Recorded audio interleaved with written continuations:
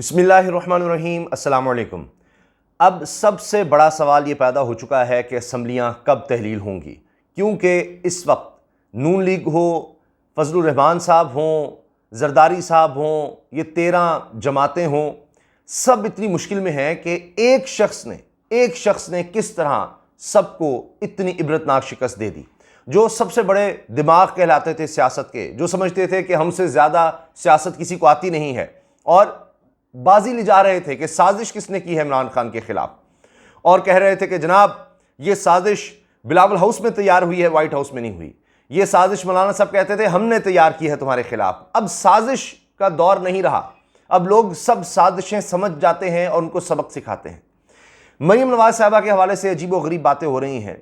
यानी शिकस्त इतनी बुरी है, इतनी बदतरीन शिकस्त है कि नून लीग को कभी तारीख में ऐसी शिकस्त नहीं हुई, बल्कि पाकिस्तान की तारीख में इस तरह से शिकस्त नहीं देखी गई जितनी बदतरीन शिकस्त हुकूमत को हुई है। सारी की सारी जमातें इकट्ठी थीं, सब जमातें इकट्ठी थीं, ये कोई छोटी बात नहीं है, और उनको इतने मार्जिन से शिकस्त दी है सिर्फ एक जमात ने कि ये सारी जमातें हिलकर रह गई हैं, परेशान हो गई हैं। और अब हो क्या रहा है कि एक दूसरे से बातचीत हो रही है, कोई बात करने को तैयार नहीं है। मीडिया राबता करता है, ना नून लीग के लोग बात करने को तैयार हैं, ना मौलाना के लोग, ना पीपल्स पार्टी के लोग, कोई बात करने को तैयार नहीं है। मुंह छुपाते फिर रहे हैं, समझ नहीं आ रही कि हम क्या जवाब इस वक्त घड़ें कि क्या हुआ है हमारे साथ। अच्छा, अब असम्बलियां तहलील करने के हवाले से क्या हो रहा है, क्या सोचा जा रहा है।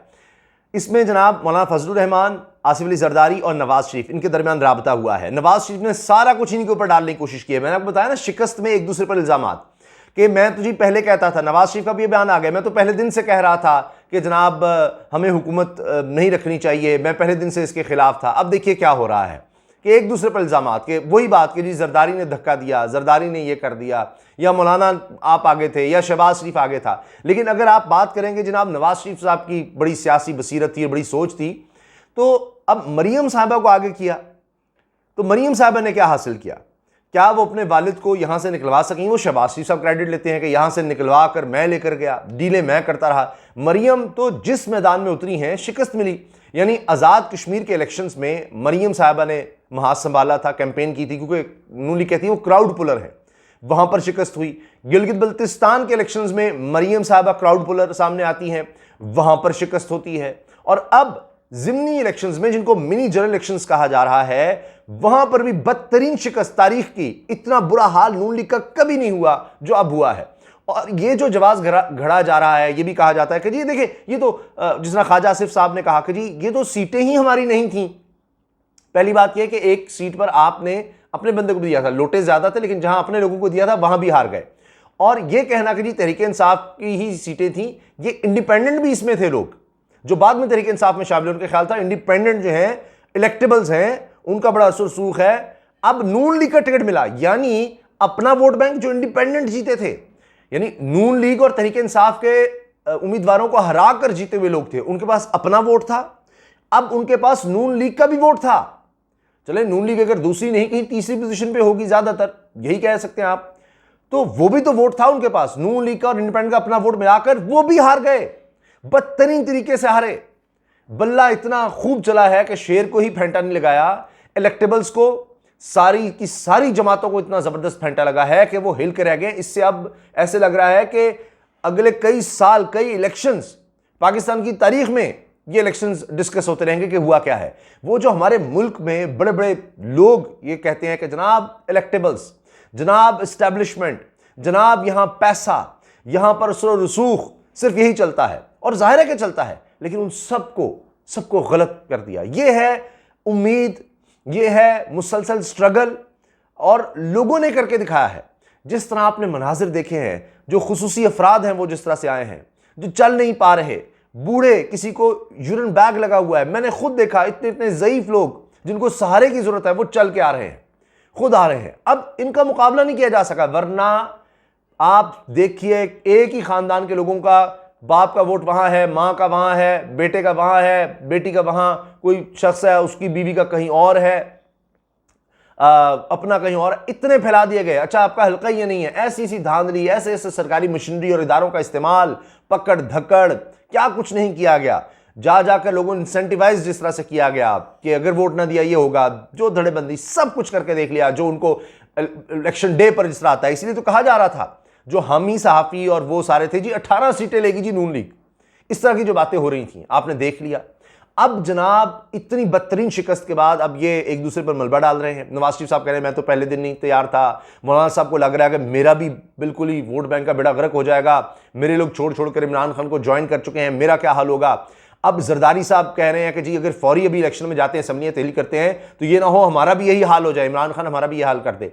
वो इस वजह से खौफजदा है। अब फैसला मेनली दो जमातों ने करना है, ज़ाहिर नून लीग ने करना है, वो तो यही भागने की कोशिश कर रहे हैं क्योंकि उनमें इतना हौसला नहीं है। आखिरी गेंद तक लड़ना ये कोई आम बात नहीं होती कि इमरान खान ने कह दिया मैं आखिरी गेंद तक लड़ूंगा, और देखिए कि फिर उन्होंने कहा ना कि लोग कहते थे ये जा क्यों नहीं रहा, जा क्यों नहीं रहा, ये क्यों इस तरह डटा हुआ है, क्यों अभी तक खड़ा है।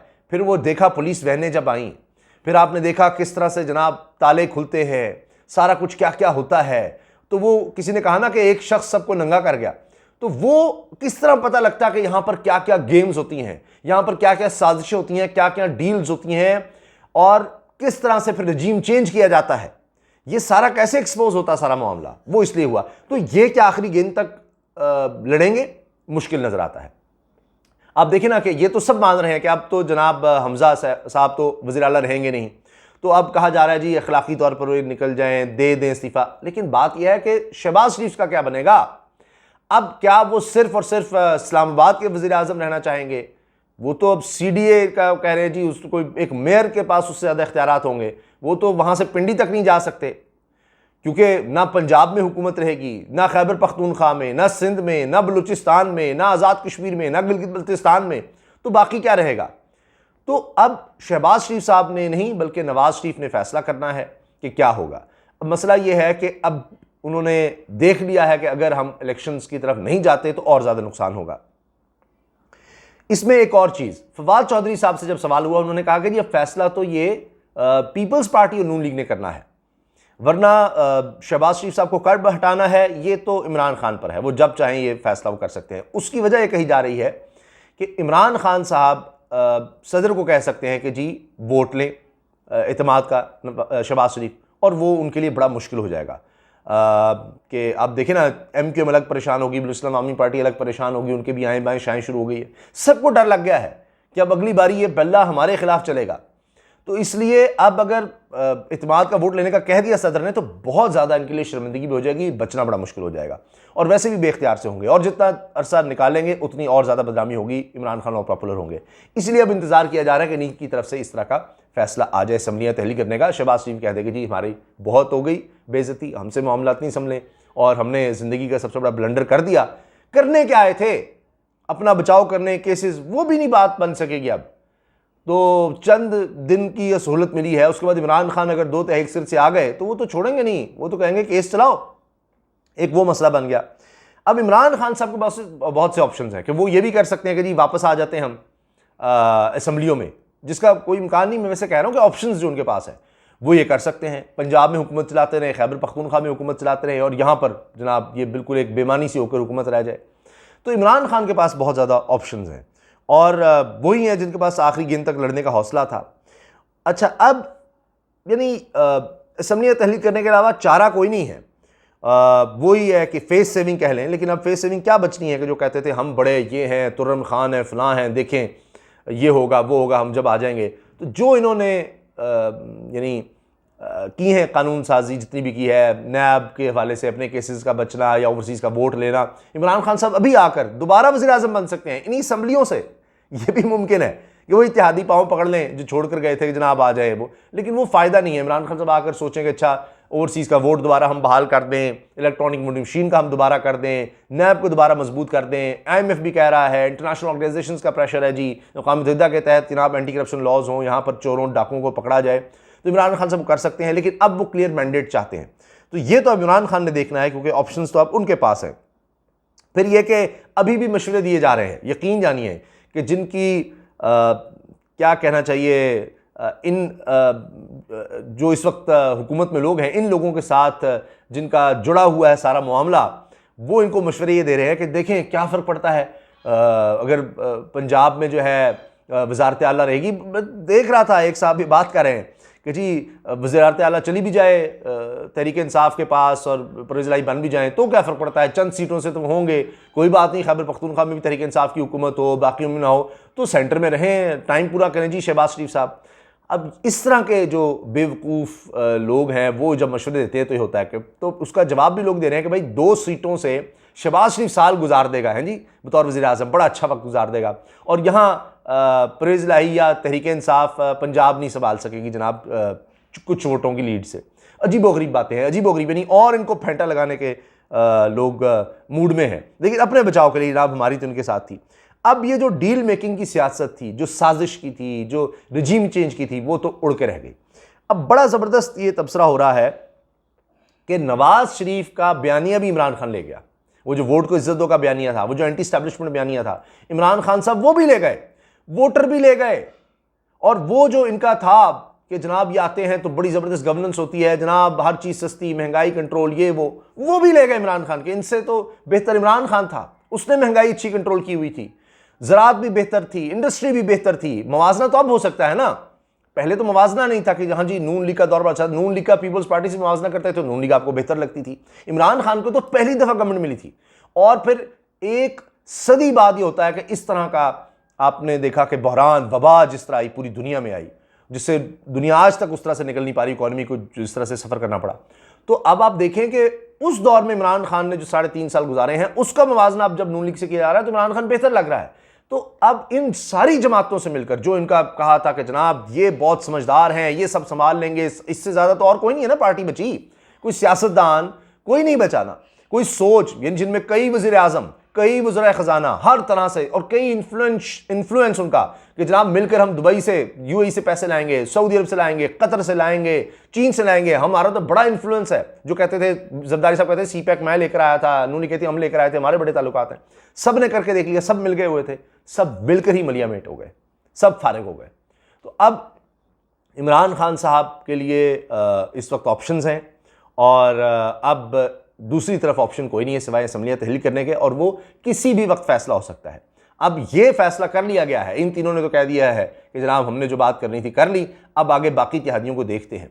तो बाकी इत्तेहादी अब किस तरह से वक्त गुजारना चाहेंगे, इसी तरह से सेंटर में रहकर और जिसको कहते हैं आखिरी गेंद तक लड़ना, और उसमें और ज़्यादा मुश्किलात, और ज़्यादा वोट बैंक मुतासर होगा, और ज़्यादा इमरान खान पॉपुलर होगा क्या, और मज़ीद मुश्किल फ़ैसले, नवाज शरीफ कह रहे हैं मुश्किल फ़ैसलों की वजह से, हाँ जी तेल महंगा हो गया, महंगाई हो गई, ये हो गया, उसकी वजह से हम हमारे जवाब तलाश कर रहे हैं।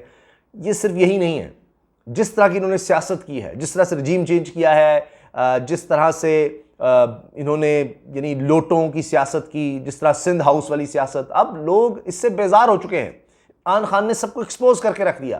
तो ये सिर्फ यही नहीं कि महंगाई और सिर्फ इनको ले बैठी, इनको इनकी पुरानी तर्ज की सोच ले बैठी, जो इनकी सोच थी कि हाँ हम बंदे खरीदने करने, ये साजिशें और जनाब ये वो जो खुद मानते हैं, वो सब इनको ले बैठा है।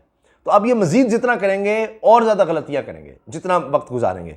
तो लगता है यही है कि इसके अलावा और कोई चारा नहीं है। असम्बलियाँ ये तहलील करने का ऐलान किसी भी वक्त हो सकता है, मज़ीद शर्मिंदगी, मज़ीद रुसवाई से बचने के लिए। और क्योंकि जितना इमरान खान पहले ही पॉपुलर हो गए हैं, अब और ज़्यादा रिस्क नहीं ले सकते, ये तो बिल्कुल ही चांस गंवा देंगे, फिर तो 2/3 से भी मामला आगे चला जाएगा। तो इसलिए अब ये किसी भी वक्त ऐलान हो सकता है, बस ये आकर, वरना कोई इत्तेहादी ही साथ छोड़ जाएगा, किसी वक्त इतना प्रेशर आ सकता है। इजाज़त दीजिए, अल्लाह हाफ़िज़।